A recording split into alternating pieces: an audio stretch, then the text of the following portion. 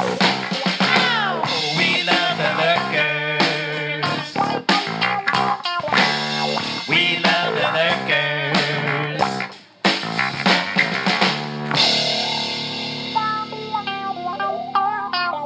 Heading out on a call. It's Saturday afternoon, 11:30, or I guess that's kind of the morning. Got a call that Walking Box, they shut the restaurant down because water on top of the box shorted something out, made an electrical fire. So I got to go over there and see what's going on. She's thinking the fire sprinkler might have leaked above the box. So let's get over there and see what's happening.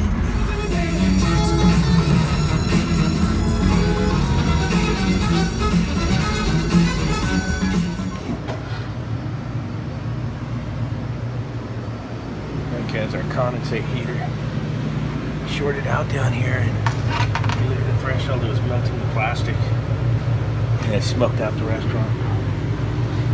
So I got it out of there. We'll have to order them up a new one and clean this up and put this back so I can get going for today. And then on top of the box there's some condensation issues we'll take a look at.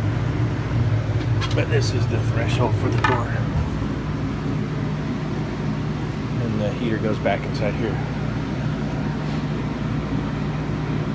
It had shorted out from all the traffic and then started to cook under there really good. Look at that. Okay, so I took care of that door frame heater. I got to order a new one. But here's a little heads up. So that door frame heater melted. Let me turn off the radio. The customer, when it happened, it was a girl working in there. She called the fire department, right? So the fire department comes out, and they're all about safety. So they shut the restaurant down. And for the restaurant to reopen, it requires a check from, on that job specifically what they saw, they wanted a check from fire sprinkler company, because the call was condensate had got in the box and shorted out and there was electrical short.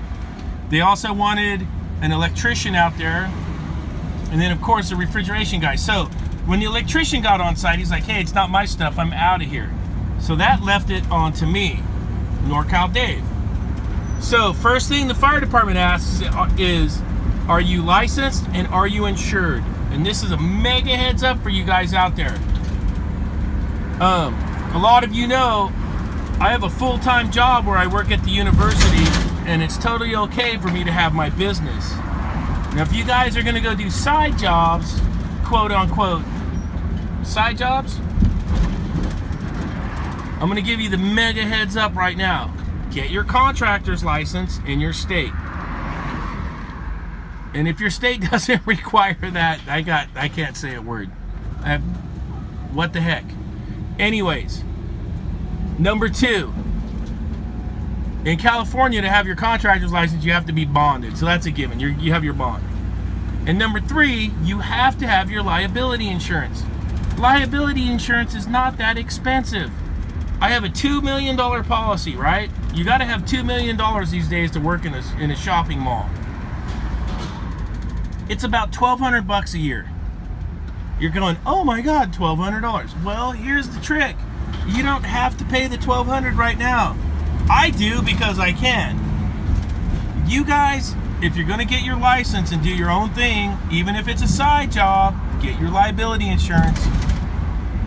And it might be cheaper where you are. I'm in California, so it's cost that much. If you guys are in these other states, like I heard what Zach's real estate prices were and Ralph's, yeah, your liability insurance might be half that.